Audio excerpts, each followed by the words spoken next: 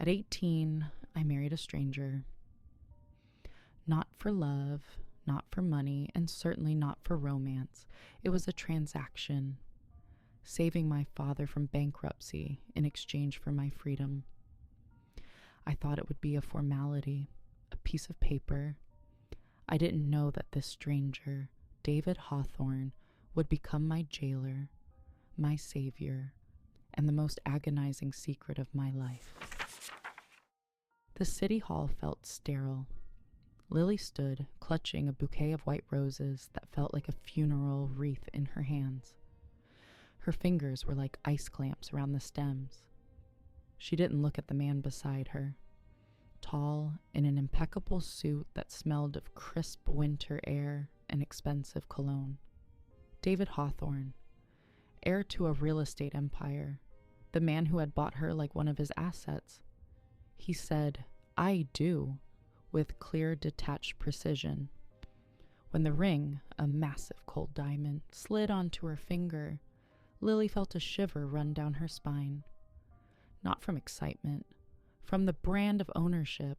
It wasn't a symbol of love, but the seal of a deal. "Congratulations, Mr. and Mrs. Hawthorne," sounded from far away. David turned to her. For the first time, their eyes truly met. His weren't brown, as she'd thought, but the color of dark amber, and in their depths, there was no triumph, no contempt. There was the same weary alienation she felt. "Let's go," he said quietly. "It's done." Their life became a carefully choreographed performance. They lived in a penthouse with panoramic windows overlooking the entire city. Millions of lights, none of them shining for Lily. David was the perfect husband in public, his hand always on the small of her back at parties, holding doors open for her. But behind closed doors, a chasm divided them.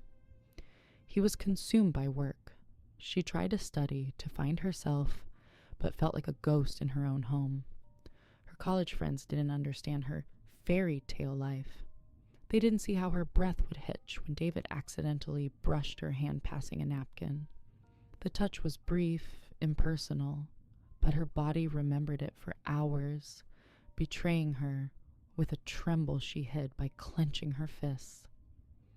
One night, unable to sleep, she went to the kitchen for water. David was at the table with his laptop, his face illuminated by the cold blue light. He looked exhausted. "Can't sleep?" His voice was raspy, breaking the night's silence. Lily just nodded, unable to form a word.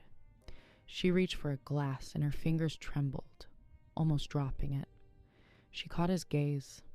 This time, his amber eyes held not alienation, but something resembling understanding. "It takes time to adjust," he said, and it was the first thing he'd said to her in 3 weeks that wasn't about logistics. Driven by loneliness and a craving for something real, Lily started volunteering at a small charitable bookstore. She didn't tell David. It was her secret, her escape. One day, sorting through a box of old books, she found a worn copy of Sylvia Plath's Ariel. On the flyleaf was an inscription, "To my L, for our quiet madness." It was like an electric shock. L, her initial, and those words, quiet madness. That's exactly how the strange burgeoning feeling for David existed, secretly, fervently. She froze, pressing the book to her chest, her heart hammering as if trying to break free. That evening, David came home early. He found her in the living room with the book in her hands. Surprise flickered across his face. "Plath?" he asked. "You're familiar?" Lily's voice was a whisper. "I shut my eyes and all the world drops dead. I lift my eyes and all is born again," he quoted, his eyes never leaving hers. The air between them thickened, became tangible.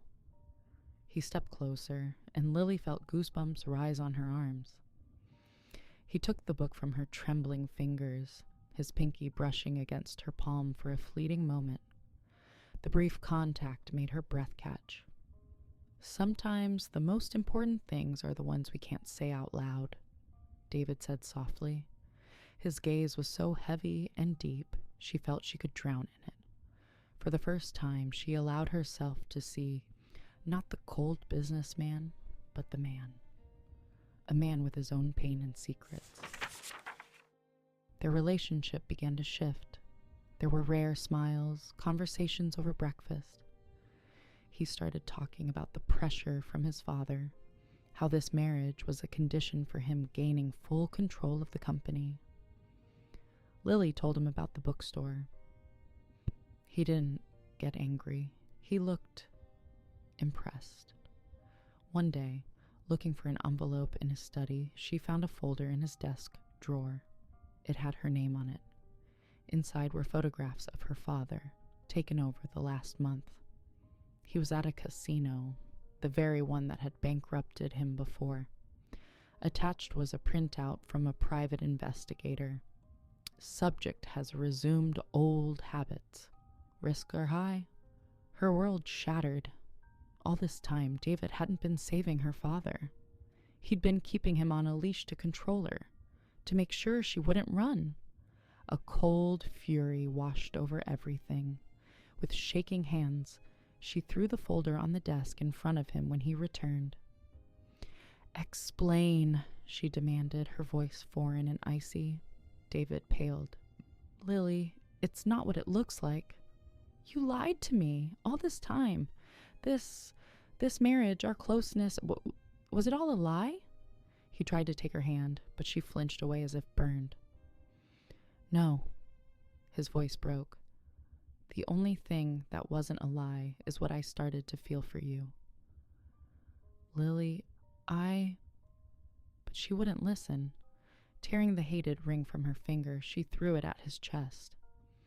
"Our contract is over." A year passed. Lily lived alone, working at that same bookstore, now as the manager. She tried to forget David, but his image, his Plath quote, the memory of his touch haunted her. One day her father walked into the shop. He looked different, sober, put together. "Lil, I need to tell you something," he began, looking at the floor. "About David. You were wrong." He told her that David, upon learning of his relapse, hadn't blackmailed him. He had forced him into the best rehab clinic, paid for it, and then given him a job under strict supervision. The photos and report were part of his fight to save her father from himself. He hid it from Lily to protect her from the pain and not to shatter the fragile trust growing between them. He told me, "I can't lose her because of your mistakes, but I can't let you destroy yourself either."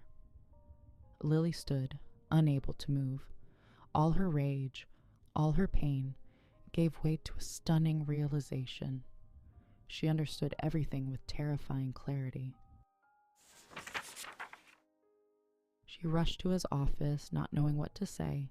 He was alone, standing by the window, in that same pose of alienated loneliness as on the first day they met. "David," she exhaled. He turned. In his eyes she saw pain, hope, and that same weary tenderness. "I shouldn't have hidden it from you," he said first. "I was afraid that if you knew the truth about your father, you'd leave. I thought I was controlling the situation, but all I did was destroy the only thing that ever mattered to me." Lily walked close to him.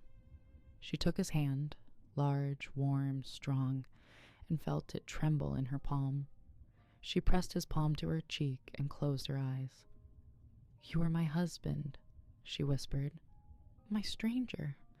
And now—" She opened her eyes and looked directly into his amber depths. "Now I want you to be my love, my real one. No contracts, no secrets." He didn't say a word. He simply pulled her to him, and their lips met in their first truly voluntary kiss. A kiss that was not a deal, but a long-awaited answer to all the unspoken questions. It was the end of their old story and the beginning of a new one, where they were together not by arrangement, but by the call of their hearts. At 18, I married a stranger, thinking I knew what sacrifice was. Only now do I understand. The real sacrifice is allowing yourself to be vulnerable. Real strength is trusting someone, knowing they could hurt you. And the most enduring love is the one that smolders quietly in the dark for years, waiting for two hearts to finally be ready to ignite it together.